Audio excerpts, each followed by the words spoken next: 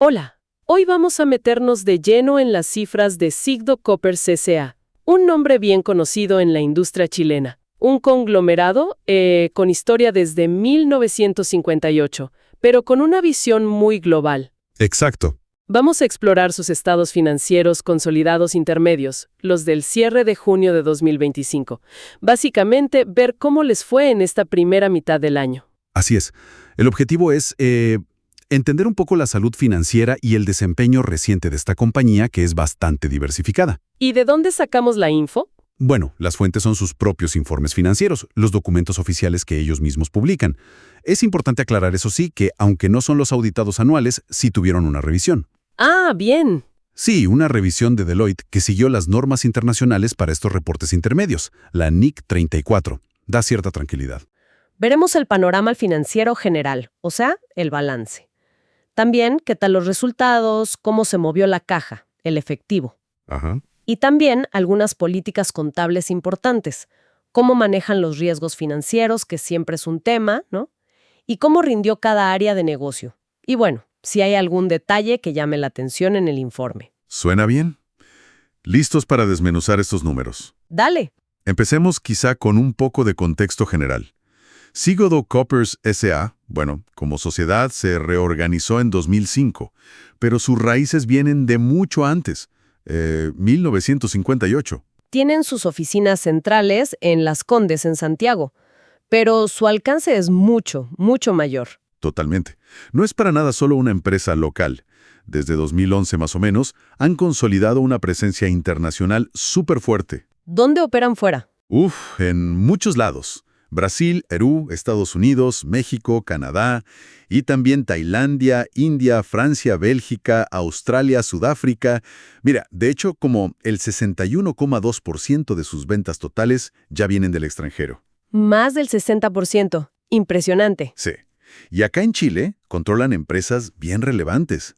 Directamente son dueños de Enaex, la de explosivos para minería. Claro, muy conocida. E indirectamente manejan Puerto Ventanas y FEPASA, el Ferrocarril del Pacífico.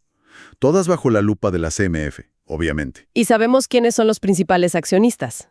Sí, a junio de 2025 el mayor individual es una sociedad, Sociedad de Ahorro Kaizen-Spa, con poco más del 9%. Ajá. Y llama la atención que hay varias sociedades Villarrica, que si las sumas, también pasan el 9%. Y claro, las AFP. Por ejemplo, Habitat C tiene casi el 1,5%. Lo típico en las grandes empresas chilenas. Y lo que mencionabas de Deloitte, la revisión. Correcto. La conclusión fue favorable. O sea, no encontraron nada que les hiciera pensar que la información no presenta razonablemente la situación financiera según las normas contables. Eso nos da una base sólida para mirar los números. Bien, entremos en materia entonces. El balance consolidado. Si comparamos junio 2025 con el cierre del año pasado, diciembre 2024. La foto general. La foto general es de crecimiento. Los activos totales aumentaron. Pasaron de unos 4.760 millones de dólares a poquito más de 4.910 millones. Un crecimiento de casi el 3%. No está mal. ¿Y eso se refleja también en las deudas y el patrimonio? Sí, claro. Los pasivos también subieron de 2.700 a 2.800 millones de dólares. Y el patrimonio total también creció, superando los 2.110 millones. Y la parte del patrimonio que es de los dueños de Sigdo Coppers. Esa parte, la atribuible a los propietarios, aumentó a unos 1.515 millones de dólares. Las participaciones no controladoras también crecieron. Si miramos dentro de los activos, ¿qué es lo que más pesa? Me imagino que las propiedades, plantas... Exacto. Propiedad, planta y equipo neto son más de 1.400 millones de dólares. Ahí están las fábricas, maquinaria, todo eso. También hay una cifra importante en plusvalía, o goodwill. ¿Cuánto es eso? Casi 340 millones. Eso normalmente viene de compras de otras empresas en el pasado, ¿no? El valor extra que pagaron. Entiendo. ¿Algo más relevante en activos? Sí, las cuentas por cobrar a clientes. Son más de 870 millones netos. Y en liquidez, digamos en efectivo y equivalentes, tenían unos 537 millones al cierre de junio. Ok. Y por el lado de los pasivos, las deudas. Lo más grande ahí son los otros pasivos financieros. Básicamente, deuda con bancos, bonos que emitieron, etc. Suma casi 1.460 millones de dólares, entre corto y largo plazo. Es bastante deuda. Sí, es una empresa grande con operaciones importantes. También deben unos 540 millones a proveedores, las cuentas por pagar comerciales. Y figura un pasivo por impuestos diferidos de unos 210 millones. Impuestos diferidos. ¿Qué es eso simple? A ver, simplificando mucho, son impuestos que estiman que van a tener que pagar en el futuro. Surgen por diferencias entre cómo calculas las cosas para la contabilidad y cómo las calculas para los impuestos. Entendido. Bueno, entonces, resumen del balance. La empresa creció en tamaño en estos 6 meses. Correcto. Ahora, vamos a los resultados. ¿Cómo le fue generando ingresos y ganancias? Primera mitad de 2025 versus la de 2024. Aquí hay cosas interesantes. Los ingresos por ventas, las actividades ordinarias, subieron bien. Pasaron de casi 1.900 millones de dólares a superar los 2.000 millones. ¿Más de 2.000 millones? Eso es un aumento de más del 6%. Suena positivo. Sí, los ingresos crecieron, lo cual siempre es bueno. Pero, fíjate, aquí viene un matiz.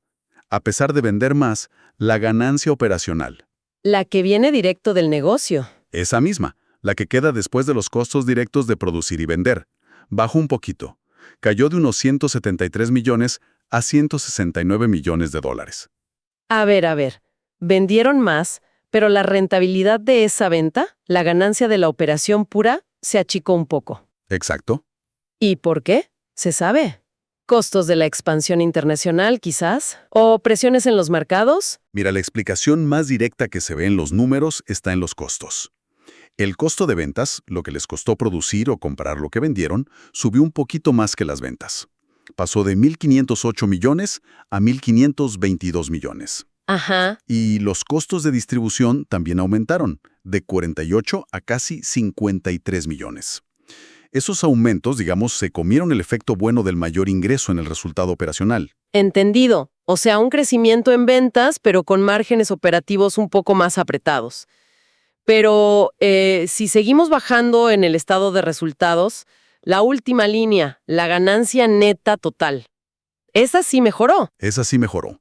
Pasó de 72 millones de dólares en los primeros 6 meses de 2024 a 86 millones en el mismo periodo de 2025. ¿Y cómo se explica eso? Si la ganancia operacional bajó un poco. Porque la mejora vino de factores que están debajo de la línea operacional. Dos cosas clave principalmente. A ver. Primero, tuvieron menores costos financieros. Pagaron menos intereses y otros gastos por sus deudas. Unos 55 millones de dólares este semestre, comparado con casi 65 millones el año anterior. Eso es un ahorro importante. Claro, les costó menos financiarse. Correcto. Y el segundo factor fue una menor pérdida por diferencia de cambio. Como operan en tantas monedas, las fluctuaciones de los tipos de cambio les pegan. Este año, la pérdida por eso fue solo de 1,6 millones de dólares. ¿Y el año pasado? El año pasado había sido de 6,4 millones. Entonces, esos dos elementos positivos, menos gasto financiero y menos pérdida por cambio, compensaron la ligera caída operacional y empujaron la utilidad neta final hacia arriba. Muy claro. Y esa mayor ganancia neta significa también una mejor ganancia por acción para los dueños, ¿no? Exactamente. Subió de 0,0310 a 0,0406 dólares por acción. Una noticia que seguro les gustó a los accionistas. Me imagino. Bueno, ahora veamos cómo se movió el efectivo, la caja, el flujo de caja. ¿Qué pasó con las operaciones? En las actividades de operación, el corazón del negocio, la generación de caja se mantuvo sólida, estable, incluso un poquito mejor. Generaron 251 millones de dólares netos frente a 243 millones en 2024. O sea, el negocio sigue generando buen efectivo. Sí, el motor sigue funcionando bien ahí. Pero en las actividades de inversión, ¿qué pasó? Ahí sí hubo un cambio. Hubo una mayor salida de dinero. Usaron 106 millones de dólares netos en inversiones este semestre. El año pasado habían sido 90 millones. ¿Invirtieron más? ¿En qué? Principalmente en propiedad, planta y equipo. Compraron más activos fijos, maquinaria, instalaciones, ese tipo de cosas. Gastaron más de 100 millones de dólares en eso en 6 meses. ¿Y el año pasado? Habían sido 84 millones en el mismo periodo. Parece que están apostando a mantener o quizás expandir su capacidad productiva. Tiene sentido. ¿Y en la parte de financiamiento? El dinero relacionado con deudas, accionistas. Aquí la salida neta de efectivo fue menor este año. Salieron 169 millones de dólares en 2025, mientras que en 2024 habían salido 216 millones. Menor salida. ¿Por qué? Por dos cosas que ya comentamos indirectamente. Pagaron menos intereses, unos 44 millones este semestre contra 54 el anterior, y también, fíjate, pagaron menos dividendos a los accionistas. Ah, interesante. ¿Cuánto menos en dividendos? Según otro estado, el de cambios en el patrimonio, los dividendos pagados en los primeros 6 meses de 2025 fueron unos 22 millones de dólares, bastante menos que los 61 millones que pagaron en la primera mitad de 2024. Ok, entonces, si juntamos todo, operaciones generando bien, más inversión en activos y menos salida por intereses y dividendos, ¿cómo quedó la caja al final? Bueno, hubo una disminución neta del efectivo, unos 14 millones de dólares menos en el semestre, si contamos el efecto del tipo de cambio. Terminaron junio con 537 millones en caja y equivalentes. Un poquito menos de con lo que empezaron el año. Sí, empezaron con 550 millones. Básicamente, usaron un poco de la caja que tenían para financiar ese aumento en las inversiones en activos fijos. Bien, bien. Cambiemos un poco el foco. Hablemos de las reglas contables que usan y sobre todo de la gestión de riesgos financieros. Mencionaste que usan NIF y NIC 34. Esto implica hacer estimaciones críticas, ¿no? Cuánto valen los activos, cuánto duran, si hay deterioro, provisiones para juicios, impuestos diferidos. Son juicios de la gerencia que impactan los números. Claro. ¿Y los riesgos financieros? ¿A qué están más expuestos y qué hacen? La nota 6 del informe debe hablar de eso. Sí, ahí lo detallan.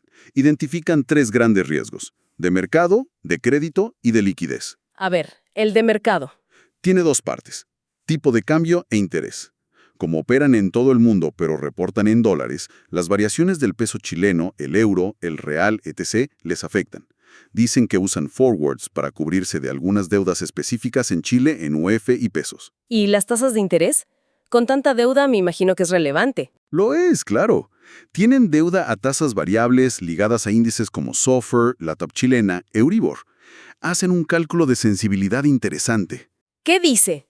Que si estas tasas variables subieran o bajaran 1%, 100 puntos básicos, el impacto en su ganancia neta anual sería de unos 3,2 millones de dólares, más o menos.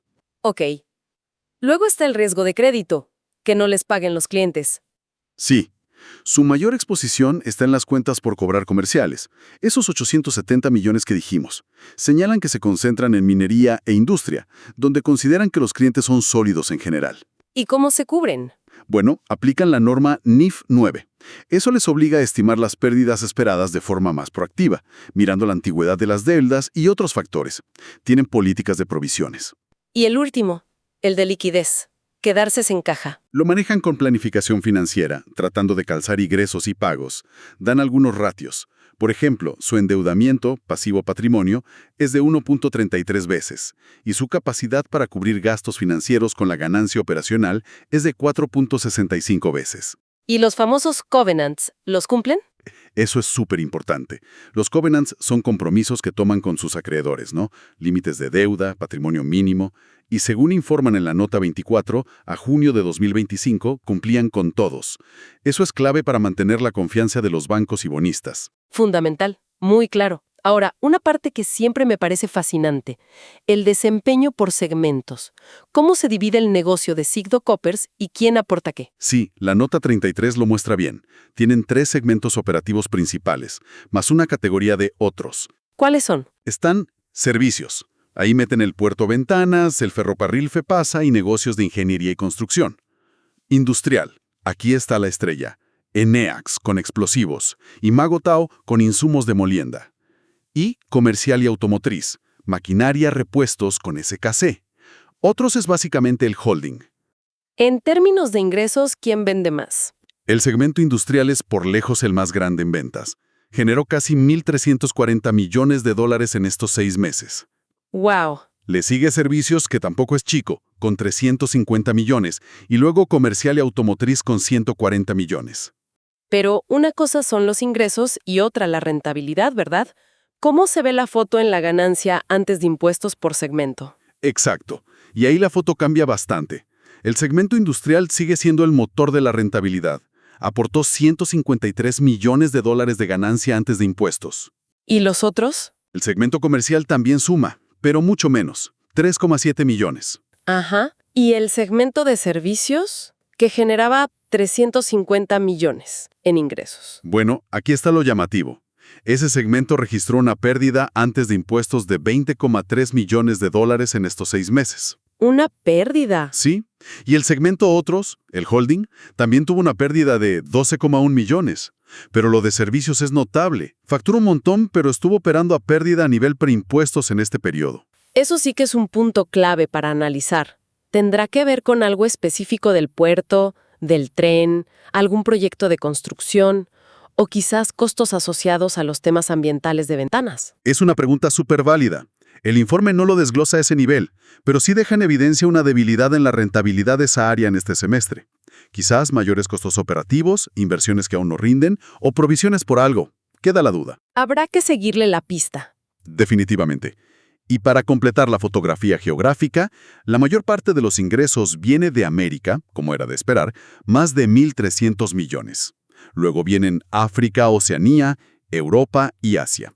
Muestra esa diversificación global que decíamos. Bien, para ir terminando, revisemos algunos detalles específicos de las notas. El tema ambiental, por ejemplo. La nota 41. ¿Qué dicen? Le dan bastante espacio, ¿eh? Tienen una estrategia ESG definida.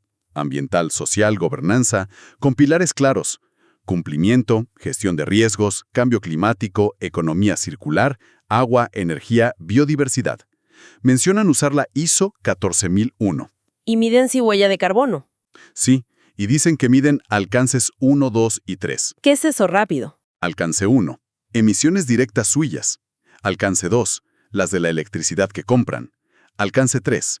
Otras indirectas en su cadena de valor, como proveedores o transporte. Medir los 3 es el enfoque más completo. Además, hablan de metas internas para 2030, para reducir emisiones y residuos, y usar más energía renovable. Dan ejemplos concretos, proyectos de ENEX, evaluación de riesgo hídrico, reforestación en Chile y Brasil. Reportan un gasto ambiental de $5.5 millones en el semestre. Se ve un esfuerzo en reportar eso. Pero también está la otra cara, ¿no? Los litigios. La nota 40. Sí, y es un punto delicado, claro. Confirman que tienen varios juicios, y destacan los relacionados con temas ambientales en Puerto Ventanas, en la Bahía de Quintero. Una zona muy compleja en Chile. Exacto. Hay demandas por episodios de contaminación de años anteriores, 2016, 2018, y también por un incendio que hubo en 2022. La empresa dice que es difícil estimar cuánto podrían costarles estos juicios, pero que tienen seguros asociados. Es un riesgo latente importante. Sin duda. Aparte de eso, hay otras causas más típicas, cobranzas, temas laborales, civiles. Pero lo de Ventanas, por el contexto social y ambiental, es lo más sensible. Ok. ¿Algún otro detalle rápido para cerrar las notas? Bueno, mencionan transacciones con partes relacionadas, algo normal en estos grupos, detallan la remuneración del directorio y gerentes clave en UF. Y como hecho posterior, ya después de junio, el directorio acordó pagar un dividendo provisorio en septiembre, con cargo a las utilidades de este año 2025. Perfecto. Entonces, hagamos un resumen rápido de los puntos clave. Sigo Koppers mostró crecimiento en ingresos en la primera mitad de 2025. Y la ganancia neta final también mejoró respecto al año pasado. Sí, pero esa mejora en la última línea no vino tanto de la operación pura, donde los márgenes se apretaron un poco por costos, sino más bien de menores gastos financieros y menores pérdidas por tipo de cambio. Vimos también que invirtieron más, sobre todo en activos fijos, y que manejan activamente sus riesgos financieros, cumpliendo los covenants con sus acreedores. Se confirma su fuerte perfil internacional, más del 60% de ventas fuera de Chile. El segmento industrial sigue siendo el gran motor de ganancias, pero el de servicios, a pesar de facturar bastante, mostró una pérdida operativa en este periodo. Eso genera preguntas. Y en lo ambiental, reportan una estrategia y gastos, pero a la vez enfrentan litigios importantes en una zona crítica como Quintero Ventanas. Entonces, para dejar una reflexión final, tenemos una compañía que sigue creciendo globalmente, con más ingresos, pero que enfrenta presiones en sus márgenes operativos, y una de sus áreas grandes, servicios con pérdidas recientes. Y al mismo tiempo, una presión ambiental y social fuerte, sobre todo en Chile. Exacto. La pregunta que queda flotando es, ¿cómo va a lograr Sigdo Coppers equilibrar esa expansión y búsqueda de rentabilidad global con las crecientes exigencias ambientales y sociales, y esa relación a veces tensa con las comunidades locales? Claro, ¿podrá mantener todos esos frentes abiertos y funcionando bien? ¿O tendrá que hacer ajustes, priorizar algo? Un desafío enorme para un conglomerado tan grande y diversificado. Sin duda, un equilibrio complejo. Habrá que ver cómo sigue la cosa en los próximos reportes. Con esa reflexión, cerramos nuestro análisis de hoy sobre los estados financieros de Sigdo Coppers al segundo trimestre de 2025. Gracias por acompañarnos en esta exploración.